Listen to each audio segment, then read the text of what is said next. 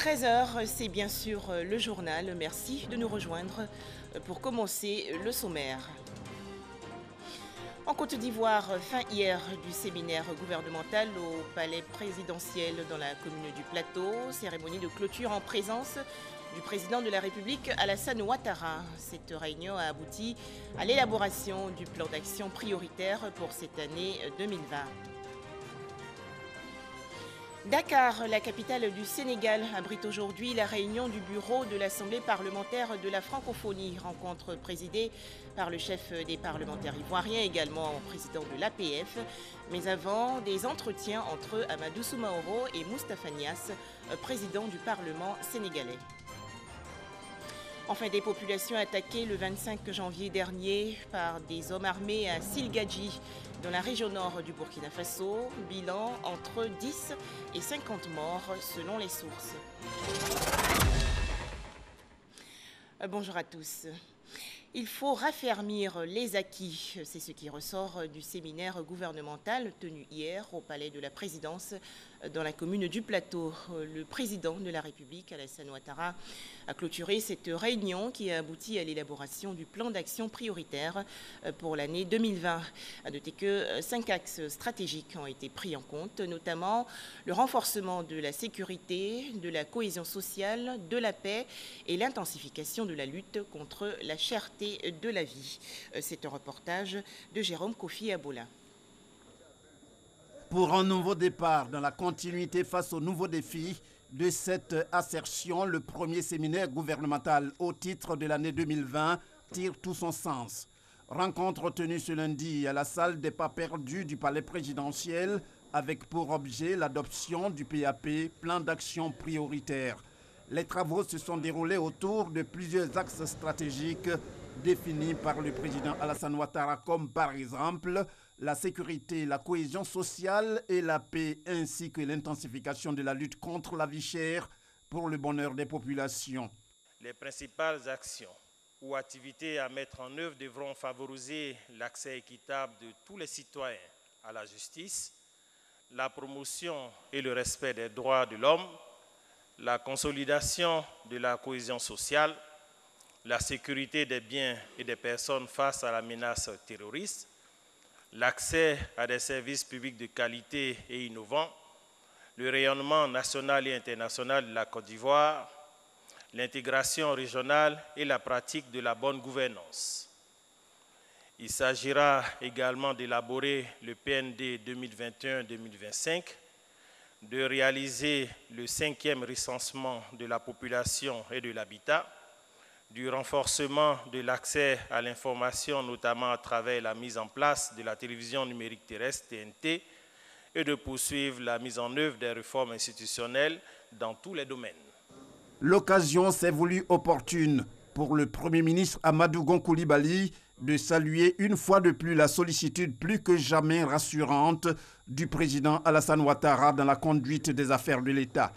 Excellence, Monsieur le Président de la République, ce séminaire a permis de procéder des actions prioritaires du gouvernement au titre de l'année 2020, suivant les 5 axes stratégiques fixés par vos soins, afin d'inscrire de façon durable la Côte d'Ivoire dans une dynamique de croissance forte et soutenue au profit de toute la population ivoirienne. L'un des enjeux majeurs de l'efficacité de l'action gouvernementale qu'il nous faudra relever demeure la rigueur dans la gestion des finances publiques, à l'effet de contenir le déficit budgétaire dans la limite communautaire de 3% en 2020, et ceci conformément au programme économique et financier que nous avons conclu avec le Fonds monétaire international. Le chef de l'État, lui, s'est félicité de la tenue de ce séminaire en encourageant les membres du gouvernement à persévérer dans l'effort. Il a indiqué être fier des performances réalisées. Le gouvernement a fait d'importants efforts dans le sens de la modernisation de notre pays et de la transformation de l'économie ivoirienne depuis ma prise de fonction en 2011, dans les conditions que nos compatriotes, je suis sûr, n'ont pas oubliées. Les acquis en matière de paix, de sécurité, de réconciliation, de mise en place d'institutions, de croissance économique forte et inclusive doivent être consolidés tout au long de cette année. Les grands chantiers qui ont permis de réaliser les importants progrès de ces dernières années doivent être accélérés. Il s'agit notamment de la poursuite de politiques macroéconomiques et financières saines. La gestion macroéconomique a été quasiment parfaite. J'ai rarement vu un pays avoir une performance aussi forte sur autant d'années. Ces performances sont exemplaires et je suis particulièrement fier de mon gouvernement et je tiens à le dire publiquement pour nos concitoyens. Rappelant pour terminer que les succès du gouvernement ne peuvent se réaliser que par la solidarité de tous, le président de la République a appelé à un comportement citoyen pour les élections à venir. Et le président Alassane Ouattara de préciser que ça sera l'occasion pour la Côte d'Ivoire de prouver encore aux yeux du monde sa maturité politique et continuer ainsi de mériter la confiance des investisseurs étrangers. Le plan d'action prioritaire de 2020 doit, selon le président de la République de Côte d'Ivoire, Alassane Ouattara, permettre d'atteindre les résultats globaux des objectifs stratégiques du plan national de développement 2016-2020. Les détails, Alexis Ouedraogo. De bonne heure ce lundi, reprise pour les ministres. L'équipe gouvernementale prend part au séminaire sur le programme d'action prioritaire du gouvernement, le tout premier de l'année 2020. Pour le chef du gouvernement, Amadou Gon Coulibaly, si des acquis importants ont marqué l'exercice 2019, beaucoup reste à faire. L'année 2020, le premier défi pour le gouvernement est d'assurer la paix et la sécurité sur tout le territoire national en vue de la tenue d'élections apaisées. C'est dans ce sens que, sur instruction du président de la République, le dialogue politique avec tous les acteurs de la société civile et les acteurs politiques a repris sur le code électoral et devra rendre ses conclusions au cours des prochains jours. Il s'agit également d'assurer la sécurité à nos frontières dans un contexte sous-régional marqué par des attaques terroristes. Présidé par le vice-président Daniel Kablan-Duncan, le séminaire devrait asseoir des actions prioritaires du gouvernement pour l'exercice 2020 avec beaucoup plus d'efficacité.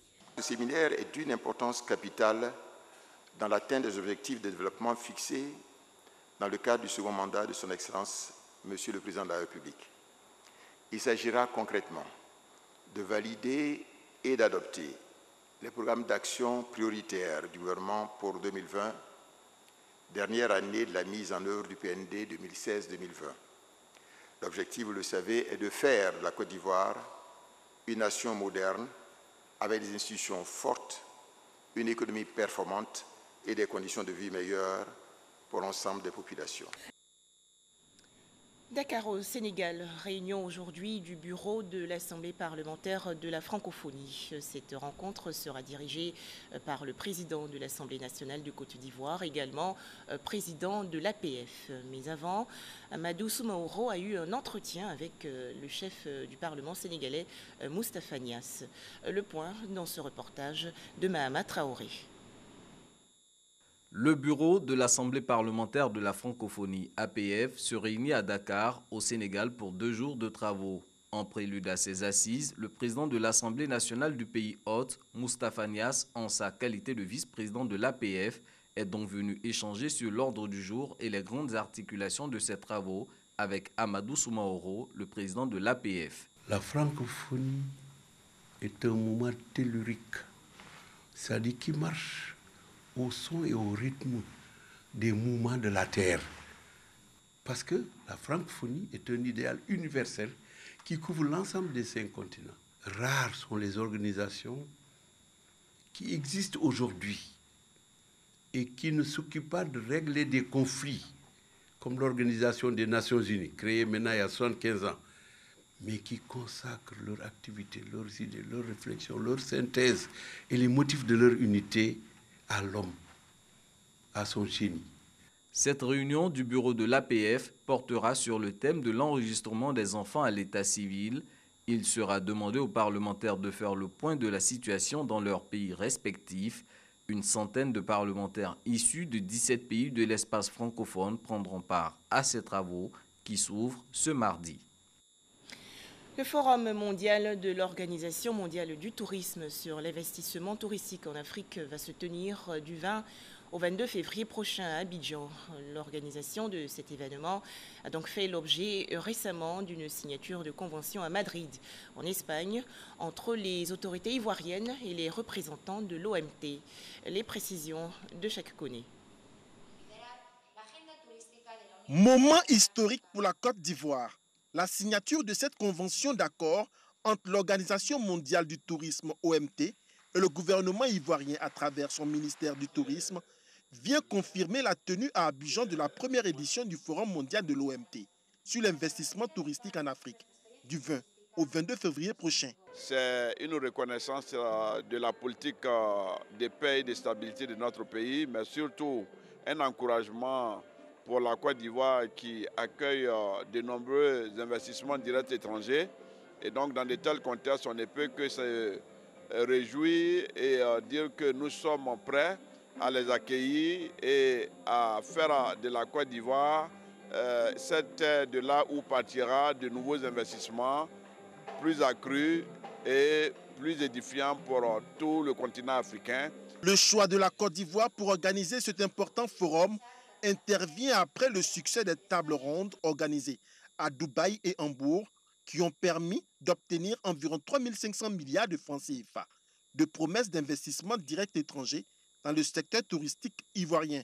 La participation à Investour répond à cette stratégie qui consiste à aller à l'assaut des investisseurs. À Investour, c'est une occasion unique pour tous les acteurs de premier plan, les gouvernements de nos différents pays, d'avoir à venir à la rencontre des investisseurs et des fonds d'investissement ainsi que des tours opérateurs et des acteurs prépondérants. À partir du moment où nous nous retrouvons dans ce tel contexte, c'est une occasion pour nous d'avoir avant notre destination. Le principal objectif d'Investour est de promouvoir le développement durable en Afrique tout en favorisant la discussion des possibilités d'investissement d'affaires sur le continent.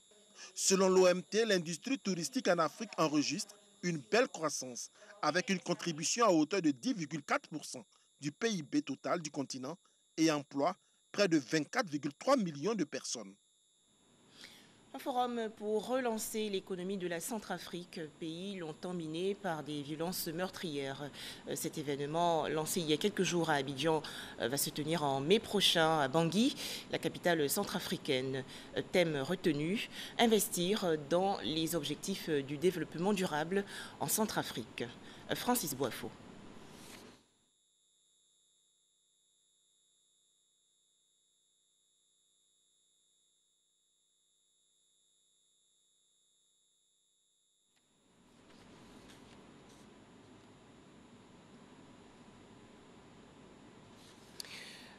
En Côte d'Ivoire, les cours se déroulent normalement dans les établissements scolaires malgré le mot d'ordre de grève lancé par la coalition secteur éducation-formation.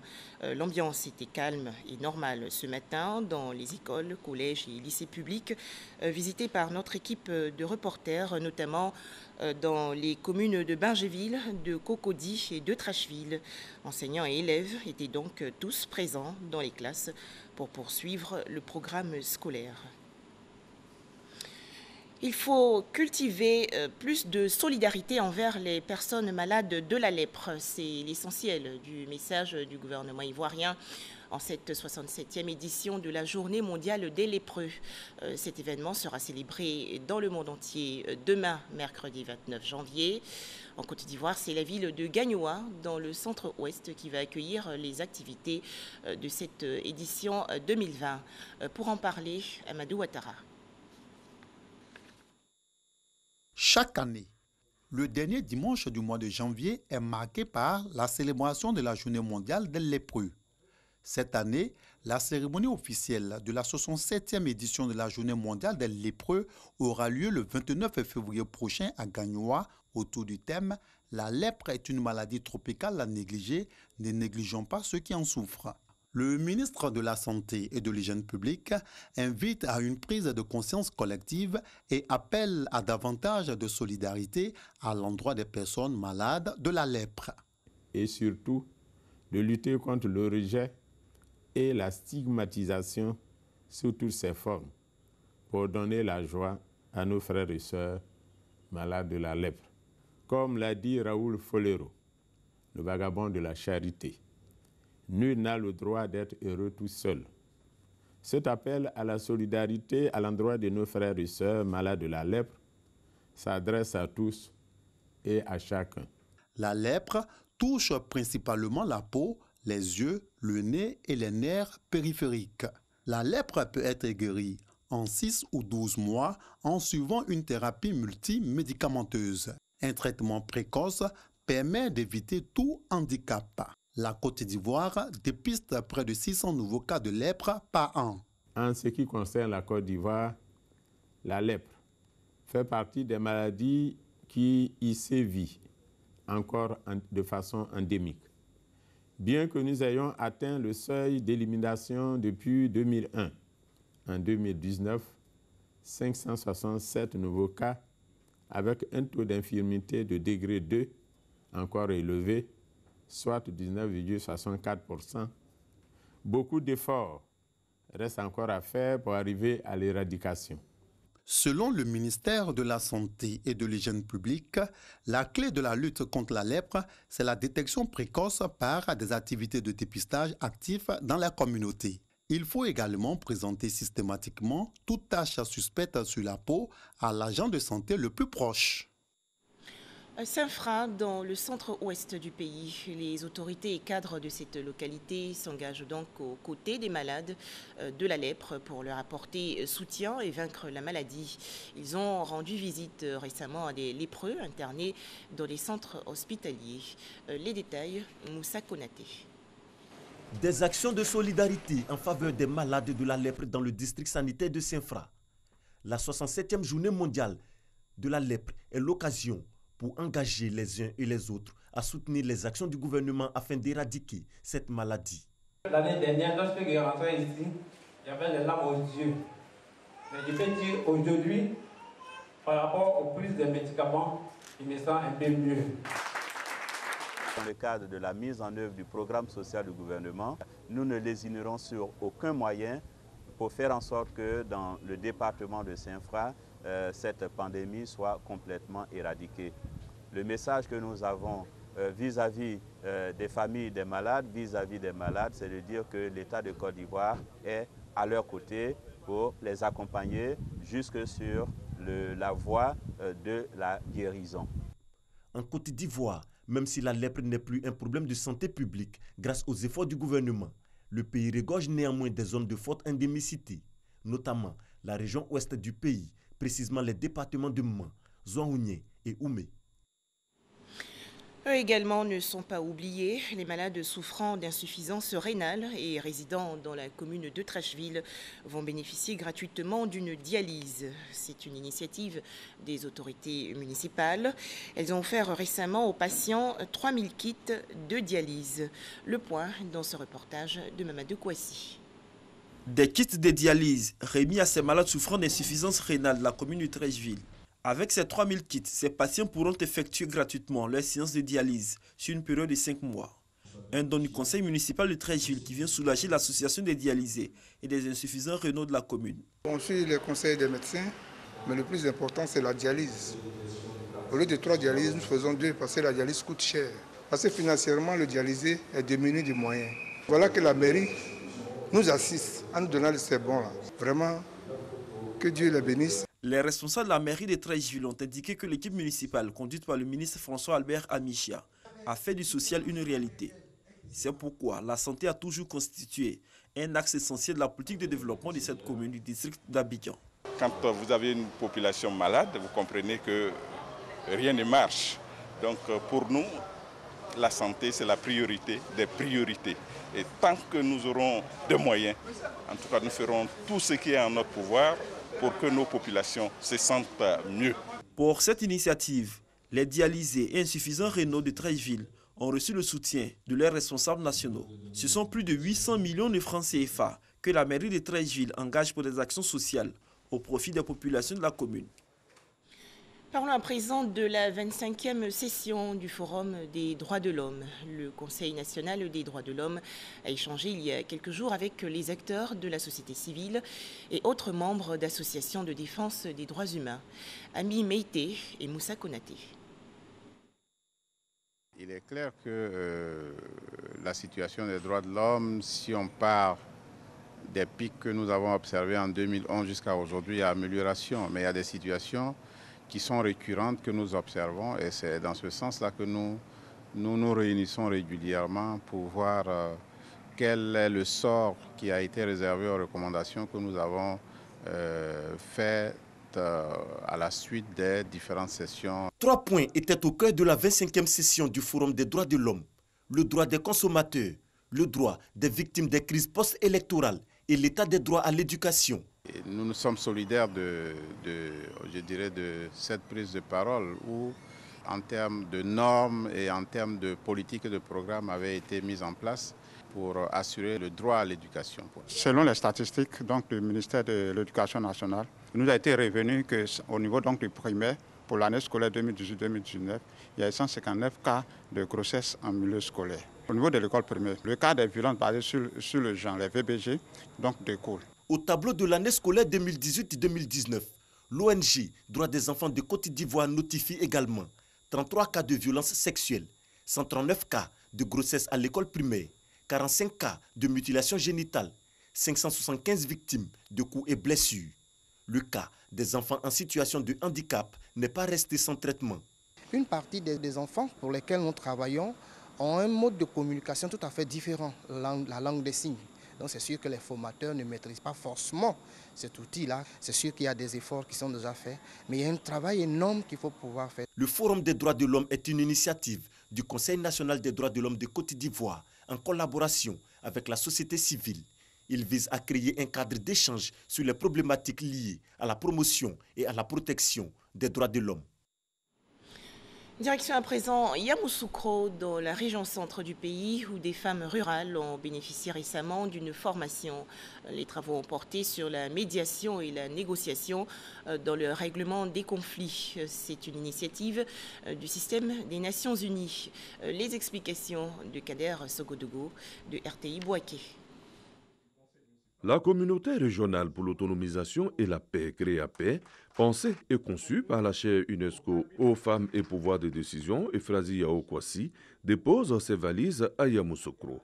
Une vingtaine de femmes leaders issues du milieu rural, du district et de la région du Bélier sont formées en techniques de médiation et de négociation pour prévenir les conflits intercommunautaires. Il a fallu d'abord identifier les femmes leaders communautaires par leurs différentes régions. Il a fallu les former à la paix pour leur montrer l'importance, le coût de la paix, ce que représente la paix pour un pays. Et ensuite, les autonomiser et leur demander de régler tout ce qui est différent pour qu'on aille à la paix. Une formation qui bénéficie du soutien des Nations Unies en Côte d'Ivoire, qui partage toute initiative tendant à maintenir un environnement de paix. La paix, c'est l'affaire de tous. C'est aussi et surtout l'affaire des femmes. Car en la femme réside tout.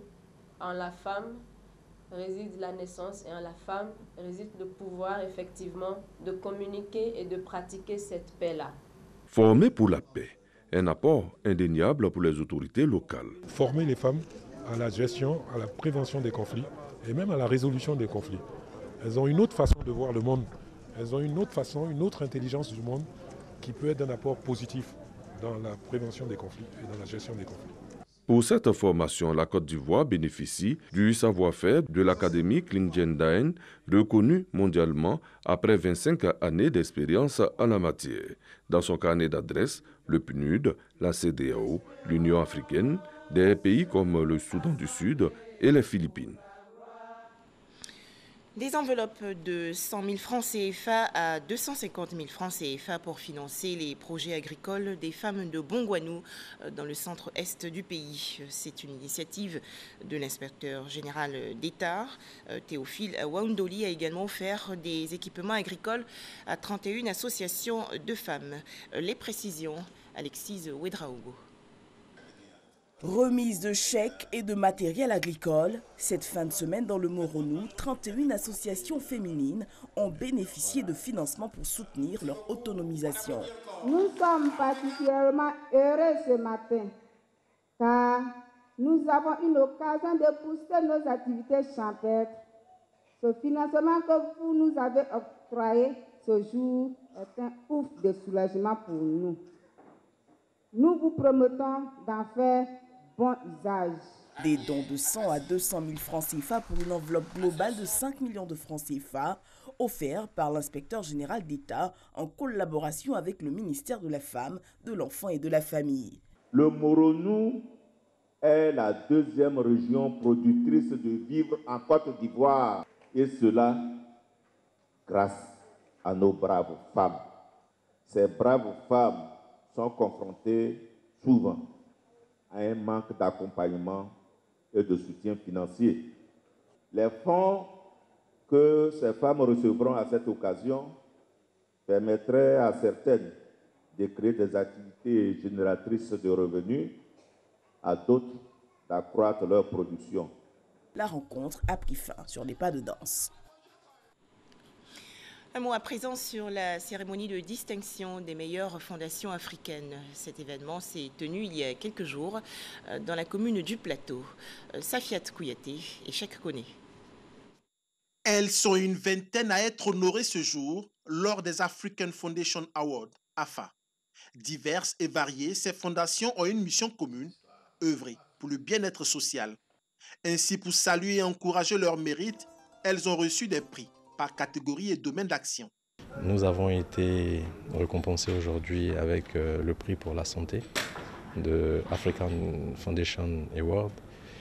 C'est un prix qui nous va droit au cœur. Aujourd'hui, nous avons des actions sur le terrain, justement dans le domaine de la santé et de l'éducation. Dans le domaine de la santé, nous avons déjà à notre actif la construction d'un hôpital qui va bientôt ouvrir. Cette distinction aujourd'hui est un acte d'encouragement de nos efforts parce qu'en plus des œuvres publiées, Amadou Hampâté-Bâ nous laisse de nombreux manuscrits. La Fondation s'est engagée à accompagner la jeunesse dans cette mission de se réapproprier notre patrimoine, de l'exhumer pour y voir toutes les valeurs positives qu'elles contiennent. L'initiateur de l'événement se dit satisfait de cette première édition et compte œuvrer davantage pour les prochaines. Nous avons été très heureux de cette dimension des fondations qui sont venues très nombreuses pour participer à ce grand rendez-vous des philanthropes. C'est la première édition. L'événement, c'est désormais une institution. On va travailler davantage. Outre la symbolique remise de prix, le African Foundation Award ambitionne d'être le point de rendez-vous et d'échange entre les professionnels du secteur afin de faire des fondations de véritables accélérateurs de développement. Religion, le Hajj 2020, le pèlerinage à la Mecque, 5e pilier de l'islam, a été lancé hier dans la commune du Plateau. À noter que le coût de cette édition 2020 a été maintenu à 2 millions de francs CFA en Côte d'Ivoire, avec un quota national qui passe à 10 000 places, dont 7 000 pour le contingent étatique et 3 000 places pour les opérateurs privés. Annonce faite par le ministère de l'administration du territoire et de la décentralisation. Au Burkina Faso, une nouvelle attaque contre des civils dans le village de Silgadji, dans la province du Soum, située dans la région du Sahel.